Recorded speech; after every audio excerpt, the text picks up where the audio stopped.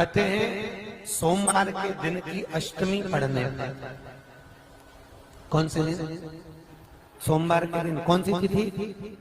जम के बोलो, अष्टमी। सोमवार के दिन अगर अष्टमी तिथि पड़े और उस दिन अगर 5 बेलपत्र भगवान शिव को समर्पित कर दी जाए तो व्यक्ति जो सोचकर, जिस कामना से, जिस मनवांछित फल के लिए बेलपत्र चढ़ाता है, उसकी वो कामना मात्र 3 महीने में पूरी हो जाती है। मात्र 3 महीने। मतलब आपको इंदौर की कथा में बताया था, जिस दिन शंकर और पार्वती के मिलन का दिवस हो, और केवल एक माता पार्वती के अकेले मिलन का नहीं, 64 योगनियां तक भगवान शंकर से मिलने के लिए आती है। कहते हैं भगवान के जितने जितने विवाह हुए थे ना, उमा से, सती से, कात्यायनी, कुष्मांडा, चंद्रघंटा, स्कंदा, ये जितने जितने जितने भगवान के विवाह हुए थे, अनेक अनेक उमा आदि आदि जितनी भी भगवान की जो विमंगल विवाह हुए थे, सारी माता पार्वती के जितने अंश हुए हैं, माता पार्वती के जितने स्वरूप हुए हैं, ये सारे स्वरूप, सारे अंश माता पार्वती के। ये सोमवार की अष्टमी के दिन भगवान शंकर के मंदिर में आकर शिवजी के सम्मुख में बैठकर उस जलाधारी के नजदीक में, जहां शंकर जी का शिवलिंग होता है, उस जलाधारी के पास में उस दिन केवल पार्वती जी का हस्त कमल नहीं होता, स्वयं माँ जगतजननी अपने कामन रूप में 64 योगनियां और शक्तियां सारी की सारी आकर उस जलाधारी के पास में विराजमान हो जाती हैं, और शंकर जी पे जो जल चढ़ता है वो देवियां ग्रहण कर कर शिव को अपना आनंद सुख प्रदान करती हैं। इसलिए कहते सोमवार की अष्टमी का महत्व बड़ा है बहुत। अभी 2 पड़ गई हैं, उसके बाद में फिर एक और पड़ेगी। अश्विन के जो नवरात्र आएंगे, जो शरदीय नवरात्र आएंगे, उस शरदीय नवरात्रे के समय पर फिर सोमवार की अष्टमी एक पड़ेगी। बाबा की कृपा है, शिव की कृपा से, भगवान शंकर की कृपा से ही सब कुछ आनंद में हो। और हम तो कहेंगे, 1 लोटा पानी चढ़ाने से पीछे मत हटना सोमवार की अष्टमी के दिन।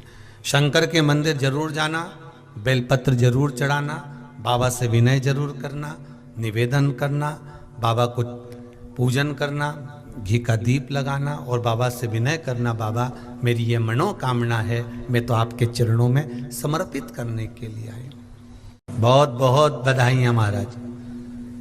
सोमवार की जन्माष्टमी का भी पर्व है, तो आप सभी को अभी से भगवान कृष्ण के जन्म महोत्सव की बहुत बहुत बधाई। हमारे लड्डू गोपाल कल्लू जी महाराज साल में एक बार उनके स्नान का हम लोग रखते हैं। तो कल रात्रि को 8 बजे से 9 बजे तक हमारे यूट्यूब चैनल पर, फेसबुक पर आप लोग लाइव ठाकुर जी के 1 घंटे का 8 बजे से 9 बजे तक स्नान का दर्शन रात्रि को कर सकेंगे। मोबाइल पर आप लोग आराम से अपने यूट्यूब फेसबुक पर ठाकुर जी के सुंदर स्नान का दर्शन, जो साल में एक बार का हम लोग करते हैं, उसका दर्शन आप कर सकते हैं। एक पात्र में जल और दूध ले लीजिए।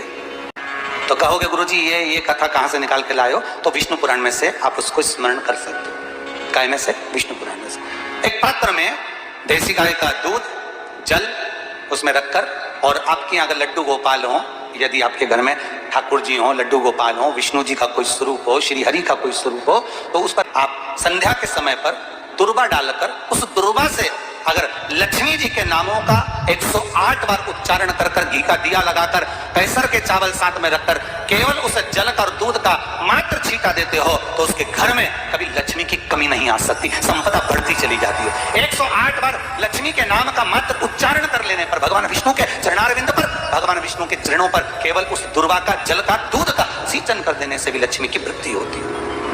आपके घर में छोटे से ठाकुर जी हैं, आपके घर में छोटा सा कन्हैया है, और छोटे से कन्हैया जो पुराने समय का है, उसको नेत्र भी लगाने की जरूरत नहीं है, क्योंकि उसके नेत्र हैं।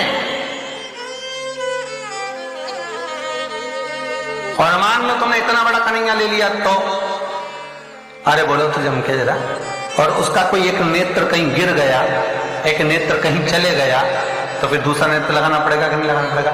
और अगर एक नेत्र पर रखोगे तो अच्छा लगेंगे कि ठाकुर जी? नहीं। तो नेत्र होना, जितनी बड़ी मूर्ति होती है, जितना बड़ा स्वरूप होता है, जितना बड़ा शिवलिंग होता है, जितनी बड़ी मूर्ति की स्थापना होती है, उतनी उसमें सेवा की और भाव की जरूरत पड़ती है।